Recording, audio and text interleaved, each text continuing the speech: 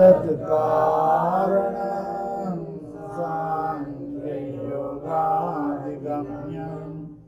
नास्ति सांख्यसमं ज्ञानं नास्ति योग समं बलम्।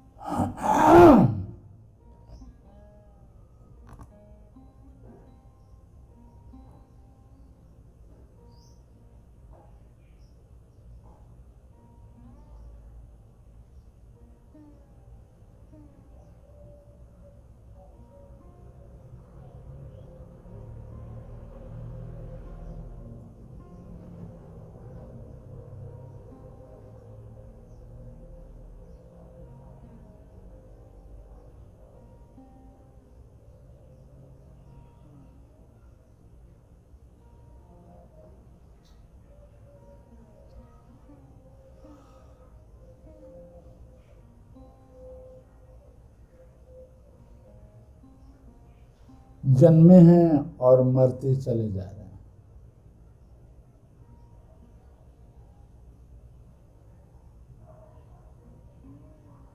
हमारे शरीर की परमायु का ही क्षय होता चला जा रहा है। घड़ी के समय से कोई मतलब नहीं,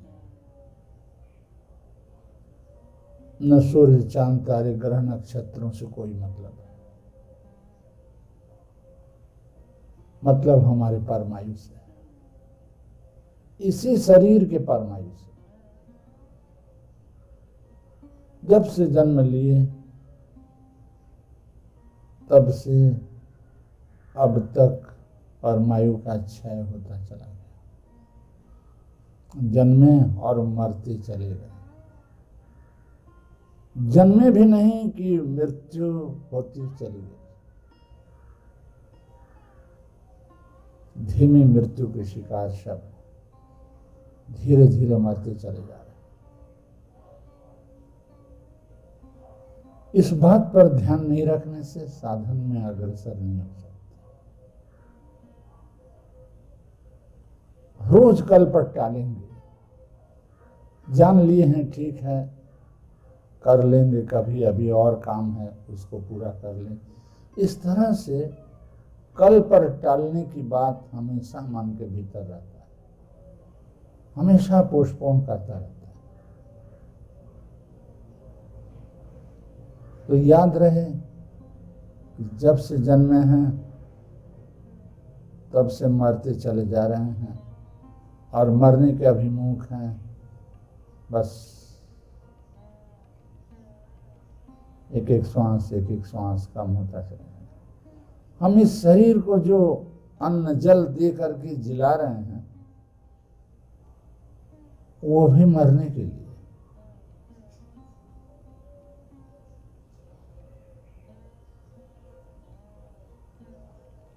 थोड़ा समय मिल जाता है ये सोचने को, ये समझने को, ये विवेक करने को कि कैसे मारें। लेकिन जिस सोच के लिए हम इसको अन्न जल दे करके जिला रहे हैं वो सोच कभी भी हम नहीं सोचते। हम कुछ और ही सोचने लग जाते हैं, जो इसको अन्न जल देने के बाद वो सब सोचने की कोई औचित्य ही नहीं।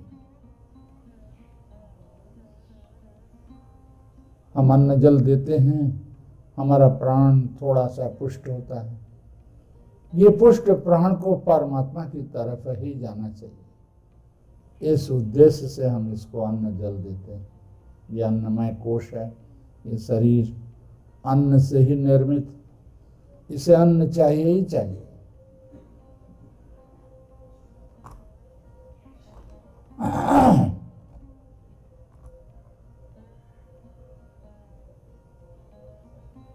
तो कैसे मरे ये विचारणीय है।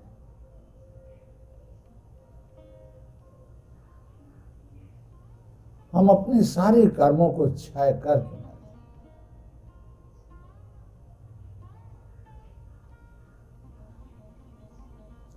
सारे कर्मों का आगार हमारा मन है। कर्म है, उसकी संस्कार भी मन ग्रहण करता है। मन उस चीज को बाहर से ग्रहण करता है और फिर उसे ही धारण करता है, फिर उसका ही चिंता की प्रवाह में बह चला जाता है। ग्रहण, धारण और चिंता चलता रहता है। समस्त कर्मों का संस्कार मन में, समस्त ज्ञानों का संस्कार मन में है। मन को ही क्षय कर दे। मन में जो अविद्या है, उस अविद्या को ही क्षय करते रहे।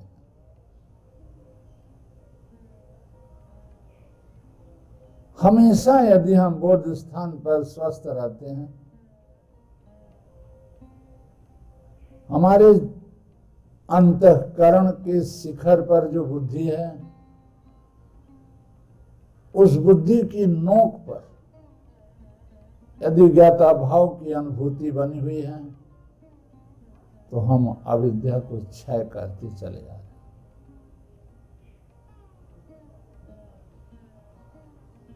आत्मस्मृति की अनुभूति बोध स्थान पर बुद्धि की गुफा के अंदर, बुद्धि सत्ता के भीतर फेटा हुआ है।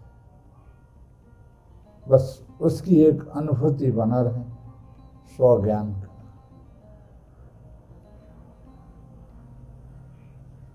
हमारे भीतर विवेक है कि हम कुछ भी, जिस चीज को हम मुट्ठी बांधे हुए हैं, वो सब मृत्यु छीन ले, वो हमारे साथ जाने वाला नहीं। केवल हम अपनी दैहिक प्रवृत्ति के वश उस तरफ दैहिक कर्म के प्रति प्रवृत्त हो रहे हैं। हमें शौक है, सुख का अनुरागी है, शौक, वो जो सुख मिल रहा है, उस सुख के लोभ में ही हम सब कर्म करते चले जा रहे हैं। मन संचयी है, संचय करने में ही उसे सुख मिलता है।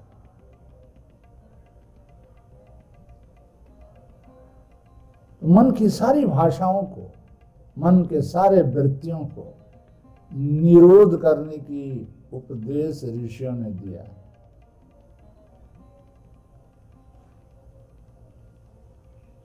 मन की वृत्ति मानसिक अनुच्चारित भाषा है। उस भाषा के बिना मन एक कदम नहीं चल सकता। वो भाषा ही मन का वाहन है। अगर हम उस भाषा को ही शून्य कर देते हैं, तो ये ऐसा ही होता है जैसे कंबल भेड़ों की बालों की समष्टि है। सारे बाल अगर उपाड़ दें तो कंबल नाम की चीज नहीं रह जाती। वैसे ही वृत्तियों की समष्टि, यह हमारा पूरा चित्त है। अगर इस भाषा रूपी वृत्ति को शून्य कर दें,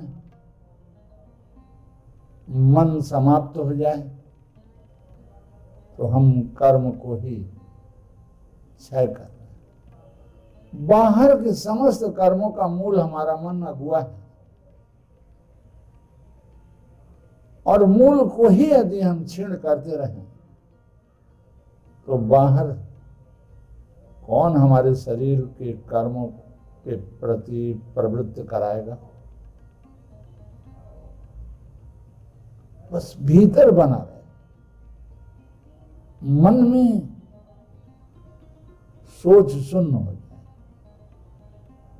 कि विराट कर्म चल रहा है मन में, शरीर चुपचाप बैठी हुई है, मन भीतर ही भीतर भाषा के सहारे सोच विचार किए चला जाता। अनाहक बाह्य वैषयिक सोच, ये भी नहीं कि हमें थोड़ा सा समय मिला है, हम उसमें कैसे मरें, मरना निश्चित है, उसे सोच ले।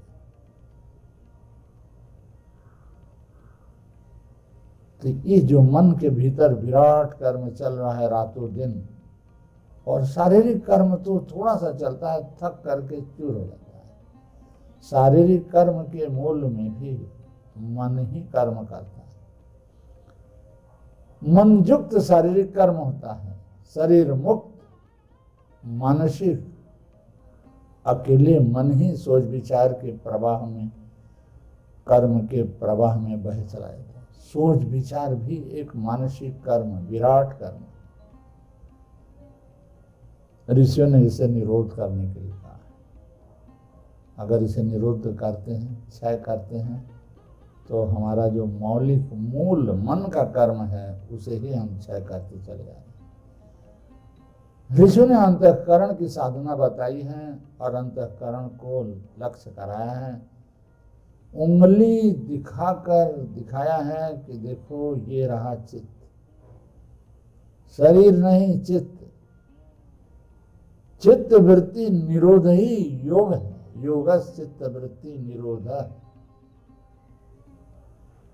सीधा चित्त पर ही इशारा किया है कि बस इस चित्त को निरोध करो, अपने अंतःकरण को ही शून्य कर दो।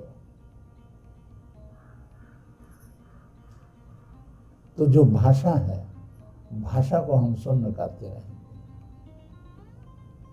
हम यदि भाषा को शून्य कर रहे हैं तो निसंकल्प होकर के ज्ञानात्मा के भीतर ज्ञाता भाव को अनुभव कर सकेंगे, और नहीं तो भाषा के साथ ही ज्ञानात्मा बहता रहता है। ज्ञानात्मा अपने स्वस्थान से उतरकर भाषा के ज्ञान वृत्तियों के साथ बहे चला जाता है, अपने को विस्मृत होकर। और जब भाषा को हम शून्य करते हैं तो शुद्ध ज्ञानात्मा में स्थिति लाभ होती है। जब एक दफा हम देख लिए, अनुभव भी हुआ है, तो बार बार निर्णय नहीं करना है, बार बार संशय नहीं करना है। एक बार निर्णय कर लिए, बात समाप्त हो गया। श्वास लेना है और धीरे धीरे छोड़ना है। ये श्वास लेना और छोड़ना ये परमायु का क्षय का स्वरूप है। एक दिन यही श्वास, यही प्रश्वास का अंत होगा, तो परमायु का, संपूर्ण परमायु का क्षय होगा, प्राण का अंत हो जाएगा। प्राण यंत्र क्रिया फिर काम नहीं करेगी,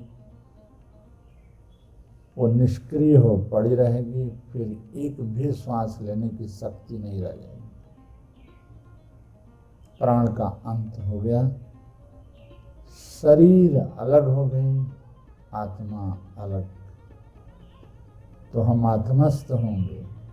तो शरीर के साथ जितने भी संबंधित चीजें हैं सब शरीर के साथ यहीं पड़ी रहेगी, लेकिन जो अंतःकरण के साथ जो आत्मज्ञान की संचयन होगा, वो संस्कार हमारे अंतःकरण के साथ जाएगा। तो हम समस्त वृत्तियों को शून्य करके एक वृत्ति को रखेंगे, उसी प्रकार जैसे एक कांटे से सारे कांटों को निकाल करके निकालते रहते हैं, और फिर वो एक कांटे को भी तोड़ के फेंक देते हैं, फिर सारे कंटक समाप्त हो जाते हैं। उसी प्रकार से एक वृत्ति को रख करके समस्त वृत्ति रूपी कांटों को निकाल देना है, फिर एक वृत्ति रूपी एक ज्ञान को भी, एक भाव को भी हमें शून्य कर देना है। हमें उस भाव से भावातीत में चले जाना है, जो उसका भी विज्ञाता है। तो जब हम श्वास ले रहे हैं और धीरे धीरे छोड़ रहे हैं तो कंठ स्थित भाषा शून्य हो जा रहा है। और जब हम अपने ज्ञानात्मा के भीतर देखते हैं तो देखते हैं कि उसका कोई प्रतिसंवेदन नहीं हो रहा। कंठस्थित भाषा संवेदन है और उसका ज्ञानात्मा में ज्ञान प्रतिसंवेदन। जब हम उस संवेदन को ही मिटा दे रहे हैं तो प्रतिसंवेदन, उसकी परछाई ज्ञानात्मा रूप दर्पण के भीतर आएगी। इस तरह से हम कंठ स्थित भाषा को शून्य करते हुए और अपने ज्ञानात्मा के दर्पण पर देख रहे हैं कि संकल्प शून्य मौन मन निसंकल्प होकर निस्तब्ध ज्ञाता भाव में स्थिर बना हुआ है।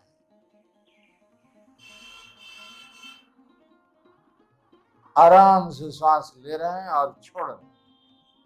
हमारे भीतर अच्छी तरह से ये ज्ञान बना हुआ है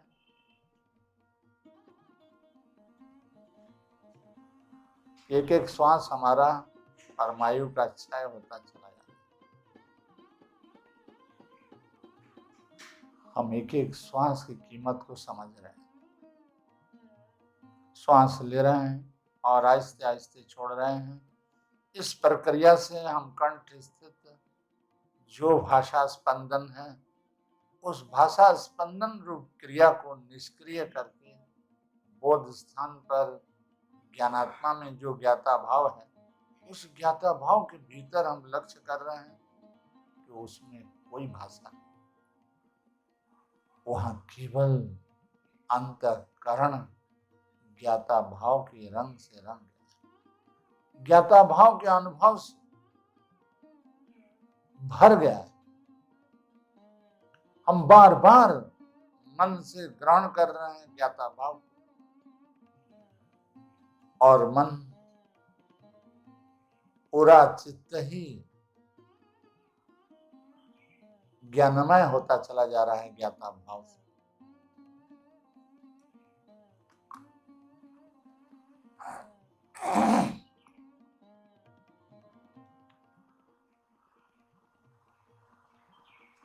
ये ज्ञाता भाव बना है। बार बार हम संचय कर रहे हैं, धीरे से श्वास को फेंक रहे हैं, कंठ स्थित भाषा शून्य हो रहा है। इस भाषा शून्य को भी संचय कर रहे हैं, भाषा शून्यता की भी संस्कार बना रहे हैं, भाषा न बोलने का भी, मन को मौन करने का भी संस्कार बना रहे हैं और बोध स्थान पर ज्ञाता भाव के भीतर ज्ञानमय आत्मा में केवल ज्ञाता भाव का ही ज्ञान स्थिर बना हुआ है, इसका भी संस्कार बनता है। हम संकल्प शून्य भाव से ज्ञानात्मा में ज्ञाता भाव का अनुभव कर रहे हैं, ग्रहण कर रहे हैं, अपने भीतर वो संस्कार रूप से धारण हो रहा है और फिर उसी का चिंतन भी कर रहे हैं। ग्रहण धारण और चिंतन यही अंतःकरण का कार्य है। किसी को भी देख रहा है, मन तो ग्रहण करके फेंक रहा है अहंकार के द्वारा महत्त्व रूप बुद्धि में और वहां से लौट करके आ रहा है ज्ञान होकर संस्कार रूप मन वहां धारण हो रहा है। फिर उसे ही लेकर विचार चल रहा है, चिंता चल रहा है। तो इस तरह से अगर यही इसका स्वभाव है तो हम आत्मस्मरण को ही ग्रहण करते हैं, धारण करते हैं और उसी की प्रवाह बनाए रखते हैं। इसका संस्कार जबरदस्त पड़ता चला जाता है।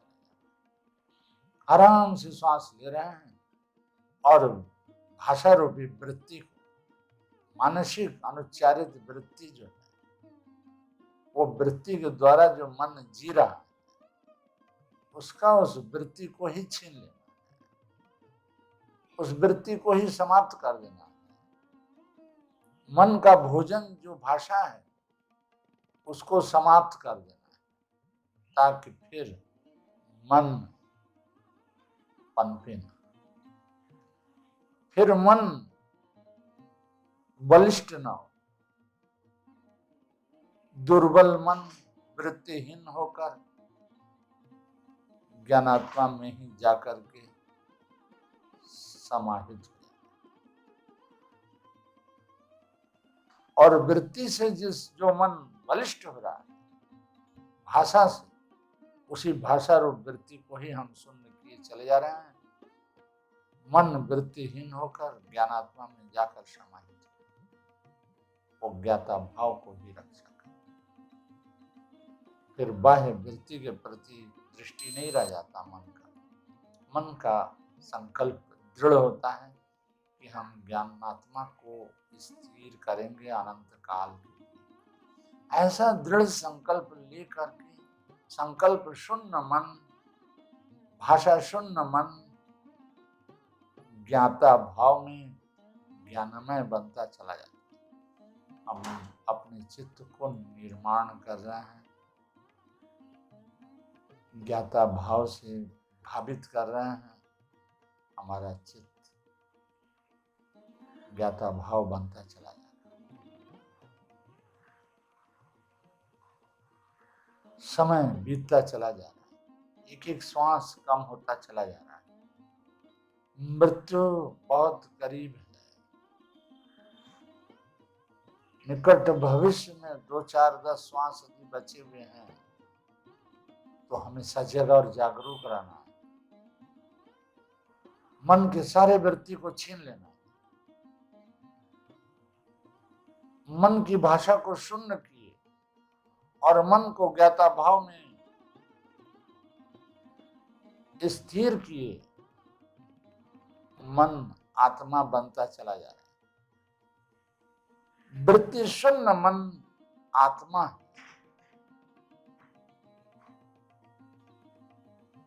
और वृत्ति युक्त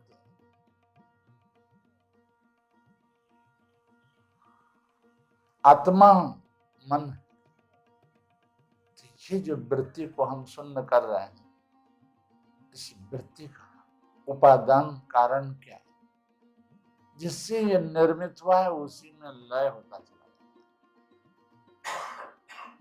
है। मन का उपादान कारण ज्ञानात्मा रूप अहम भाव है।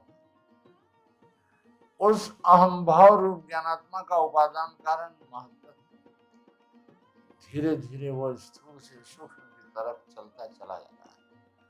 अब महत्त्व में केवल ज्ञाता भाव मात्र का अनुभव है। अब ज्ञानात्मा के ज्ञाता भाव को स्थिर कर रहे हैं। जितना स्थिर कर रहे हैं उतना वो महत्त्व रूप महद आत्मा बनता चला जाता है। मन आत्मस्थ होता चला जा रहा है। वृत्तिहीन मन आत्मा है, और भाषा युक्त आत्मा मन, भाषा ही शून्य महदात्मा बन जाती है। सिमट करके बोध स्थान पर बुद्धि महत्त्व में परिणत होती है। अब इस महत्त्व रक्षा करते हुए हम एक एक श्वास को गिन रहे हैं कि कब हमारी मरने की आखिरी घड़ी आएगी। प्राण कौन सा प्राण अंत होगा, जिस प्राणांत के समय में हम महत्त्व में देखेंगे न बाह्य जगत है, न बाह्य विषय है, न अतीत है, न भविष्य है, न हमारा शरीर है, न मन की कोई भाषा है, न अहंकार की कोई अहमता ममता है किसी के प्रति। बुद्धि केवल दृष्टाकारा बनकर स्थिर होता चला जाता। अब इस स्थिर महतत्व को शांत करते चले जा रहे हैं। ये शांत महदात्मा ही अंतिम कर्म का क्षय, ये महतत्व भी विकृत होकर के बाह्य जगत में व्यापृत होगा, शरीर बन जाएगा। शरीर से सिमट करके वही महतत्व, वही चेतना महदात्मा बना है। बस महदात्मा में स्थिति लाभ, महदात्मा को शांत करते चले जा रहे हैं। बौद्ध स्थान पर श्वास ले रहे हैं और फेंक रहे हैं, बस केवल महदात्मा शांत होता चला जा रहा है। जितना शांत हो रहा है महदात्मा क्षीण होकर अव्यक्त होता चला जा रहा है। ये जो महदात्मा का भी जो उपादान कारण प्रकृति है, उस प्रकृति में जाकर के मिल जा रहा है। आखिरी कर्म का चरण यही है कि महदात्मा भी क्षीण होता चला जा रहा है और बचता है निर्विकार प्रशांत दृष्टा पुरुष का कैवल्य। दृष्टा पुरुष का, निर्विकार अपरिणामी पुरुष का कैवल्य होता है। और परिणामी बुद्धि जो शरीर बनी थी वो महतत्व बनी, और वही महतत्व शांत आत्मा में शांत होते होते अव्यक्त होती चली जा रही। बुद्धि अव्यक्त होती चली जा रही। बुद्धि में जो एक गुण है उससे भी वितृष्ण होकर पुरुष में स्थिति होती चली जा रही। बस ये पुरुष में स्थिति बनी रहे। आराम से श्वास ले रहे हैं, छोड़ रहे हैं। बौद्ध स्थान पर बुद्धि में जो ज्ञाता भाव है वो ज्ञाता भाव शांत होता चला, प्रशांत बाहिता में बहे चला जा रहा है। अब इस प्रशांत बाहिता का अंत न हो, बस इसी दृढ़ संकल्प से आज के ध्यान का, इस तरह के ध्यान का, विवेक ज्ञान का अंत न हो। प्राण का अंत हो फिर भी ये ज्ञान का अंत न हो। शरीर छूट जाए लेकिन महदात्मा का ज्ञाता भाव शांत होता ही रहे। शरीर के छूट जाने के बाद भी अनंत काल के लिए ये ज्ञाता भाव महदात्मा में प्रशांत बाहिता में बहता है। ये निरुद्ध होती चली जा रही है। एक वृत्ति का भी निरुद्ध होता चला जा रहा है। ये एक वृत्ति से समस्त वृत्ति को क्षीण किया गया। अब ये एक वृत्ति भी क्षय होता चला जा रहा है। इस तरह से मरे, ऐसे मरे, प्राणांत हो तो ऐसे इस स्थिति में आकर के प्राणांत तत्र स्थितौ यत्नो अभ्यास। ऐसे स्थिति के लिए यत्न पूर्वक अभ्यास करना ही, बार बार अभ्यास करने से ही स्थिति प्राप्त होगी और प्राण का अंत होगा तो ये स्थिति बनी रहेगी। इसी उद्देश्य से शांति।